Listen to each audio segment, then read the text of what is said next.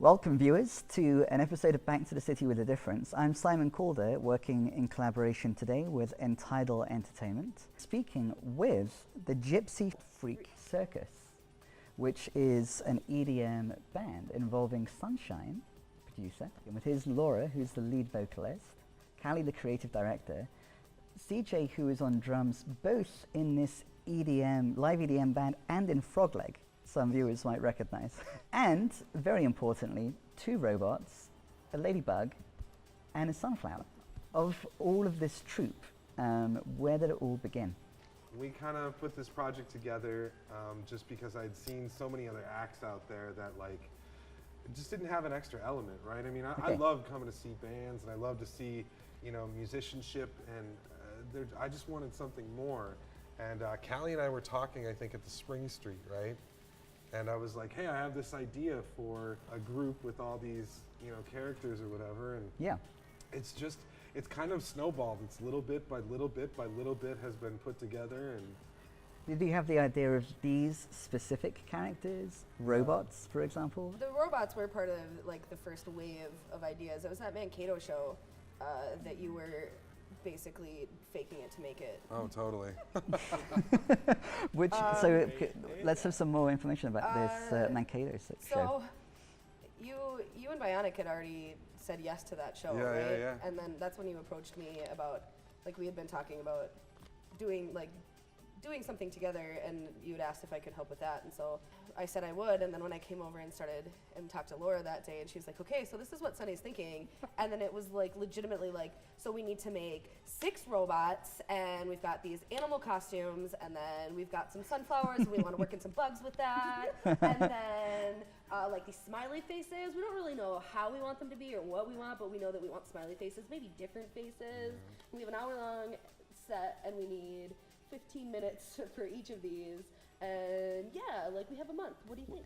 I think my modus operandi has always been to hey guys, so I booked a show and told a bunch of people that we're going to do this. We need to make it happen now. That's kind of how I work. And then that leads to opening for Caravan Palace at the Skyway Theatre, and then to headlining one of the stages at Shangri-La. Caravan Palace was a week's notice. Yeah. And I was there, and that went very well. Did you enjoy that? I thoroughly enjoyed it. So did Twin Cities Media, because they were writing a review of Caravan Palace, but they also caught the opening act.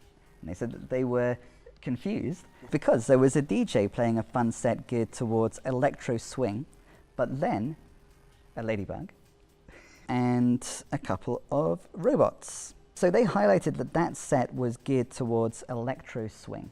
Is that how all of the sets begin? Electro swing? No, I have been, over the course of probably 5 years, trying to push away from the DJ thing of playing other people's music. But I had originally, a long time ago, had done a bunch of electro swing, and the promoter of this show knew that I was an electro swing DJ, and was just like, hey, do you want to come and play some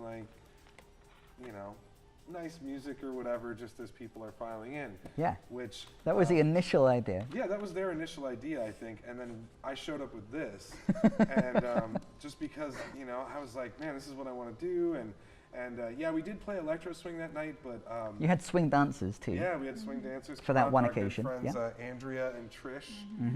That was a super last minute thing. Yep. Andrea, thank you so much. This is all because of you. One of the swing dancers is the reason I got into EDM in the first place. So actually, Andrea, the swing dancer, is that correct? Yeah. Very special to have Andrea there then at this pivotal show. So what happened between you getting into electro swing courtesy of Andrea, and then you finding yourself at the Skyway Theatre doing a set that wasn't really electro swing, and you kind of made it more so than it would usually be for that occasion? What happened in the meantime? How did you become what you're becoming?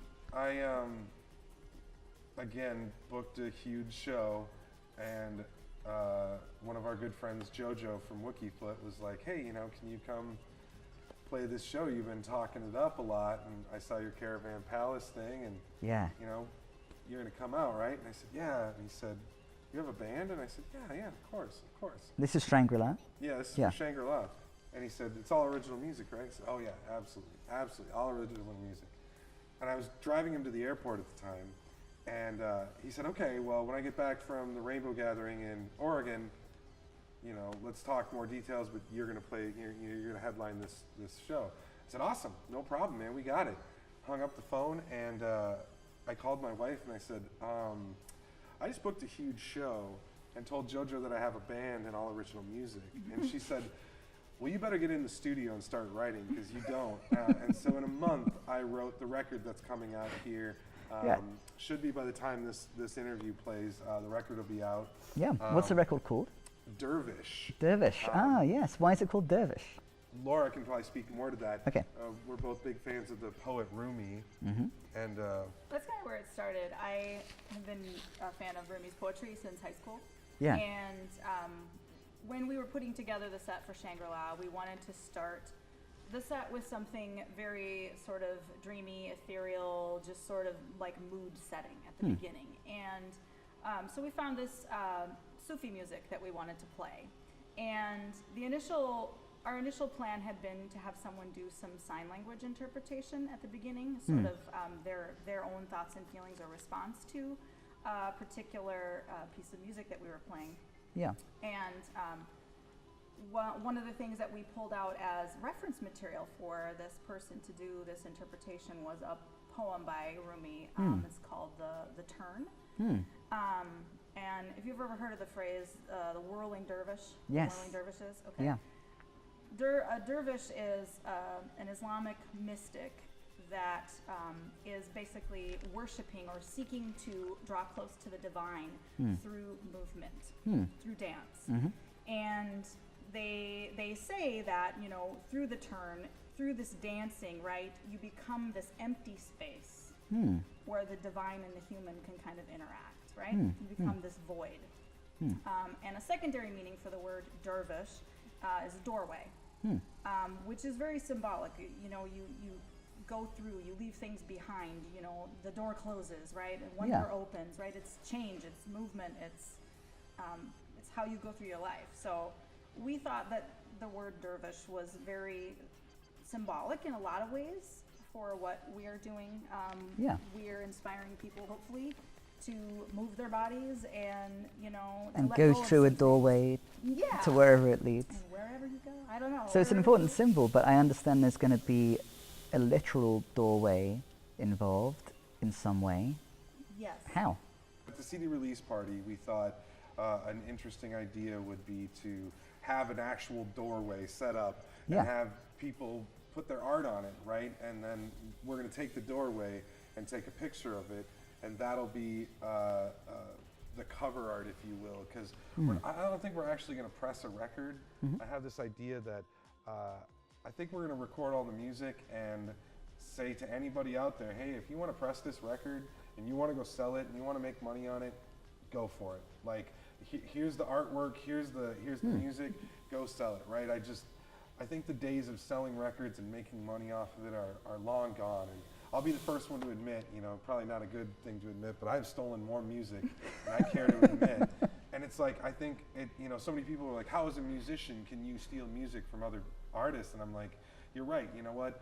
I think I'm going to let this stuff go for free and let you even make money off of it.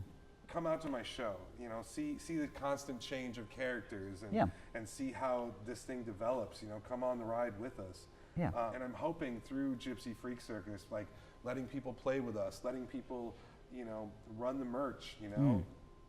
So I was going to say, there seems to be a connection then between the decision, for example, to have this literal door and to do what you're doing creatively with that, the decision to have the dancers kind of involving the crowd in the way that I witnessed at the Skyway Theatre. There seems to be a connection between all of that and the kind of the philosophy, like the dervish philosophy. Could we expand a bit more on the visceral ideas? Because there are ideas about the body and there are ideas about escaping from normalcy through dance. Yeah? So it's not like overly cerebral, but can we, what's more of the philosophy of the act? Well, I mean, to go back to that poem, the I don't know if I'm saying it correctly, but the maksud is somebody that participated in this dance. Yeah, a participant. Yeah. Yes. Okay. So, but they were viewed as madmen Mm. because they weren't dancing to music, they were just dancing as a religious practice, right? So it's not like you hear a song on the radio and then you do a jitterbug. They're out there just Jitterbug. dancing, right? Yeah. And they look like a crazy person, Right. So in some ways, you have to let go of what other people think of you in order to find who you truly are, in order Yeah. to find that empty space where you can meet with the divine, right? So a lot of stuff is going on with identity and with like challenging conceptions of like what's sanity and what's insanity. I think like actually it's like with the band. Think about it. I mean, half of the project, on the back end is absolutely insane. I mean, who books shows without a record and a band? That's kind of the fun of it. Yeah. Well, you say you weren't sure whether you had that, but you had like again at the other end of the sofa we have CJ, Right. who is like very much in a band in very many bands. Yeah. So how did you find yourself sitting on the end of that sofa in this situation? I lived with these two for a few years, and In my studio.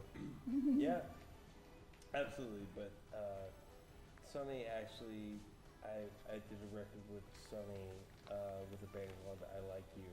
And it was, What manner of band was that? what would you call it? It's like it's ukulele-driven gypsy jazz. Oh, That's how I always had to explain it. Thank you. that seems a Well well-considered said, explanation. well Yeah. No, but